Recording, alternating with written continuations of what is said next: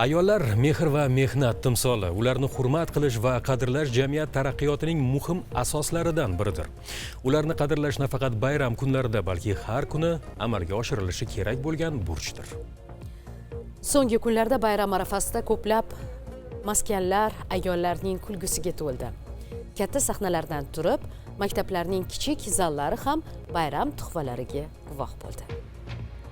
Toshkent shahrining Olmazor tumanida joylashgan 106-sonli zaif eshituvchi bolalar uchun ixtisoslashtirilgan maktab-internatida 8-mart Xalqaro xotin-qizlar bayrami munosabati bilan tadbir tashkil etildi. Unga maktab rahbariyati, o'qituvchilar, tarbiyachilar hamda o'quvchilarning ota-onalari taklif etildi. Bu bayramni yakka maqsad o'qituvchilarimiz tomonidan tashkil qilinib, bayramda o'quvchilarimiz tomonidan chiroyli ashulalar ijro etildi.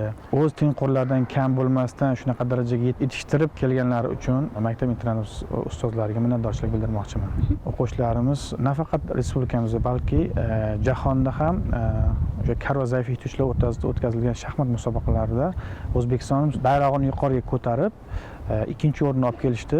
Bayram jonli kuy-qo'shiqlar va o'quvchilarning sahna ko'rinishlari bilan boshlandi. Ayniqsa ishtirokchilarning imo-ishora tilida ijro etgan qo'shiqlari tomoshabinlar yodida iliq taassurot qoldirdi. Bugun bizning maktabimizda 8-mart bayramiga bag'ishlangan bayram bo'lib o'tdi. Biz kuni kecha 5 kun konsertga bordik Xalqlar do'stligi saroyiga va Sen muqaddassan ayol qo'shig'iga o'zimiz imo-ishorada qo'shiq kuyladik. Tadbir davomida o'quvchilar ayol zotining hayotimizdagi o'rnini madh etuvchi she'rlar o'qib, ustozlarga minnatdorchilik izhor qilishdi. Mazkur tadbir nafaqat tarbiyachilar, balki o'quvchilar uchun ham unutilmas voqea bo'ldi. Bukun Guzashodiy va Shukur Qo'chqorov, Toshkent.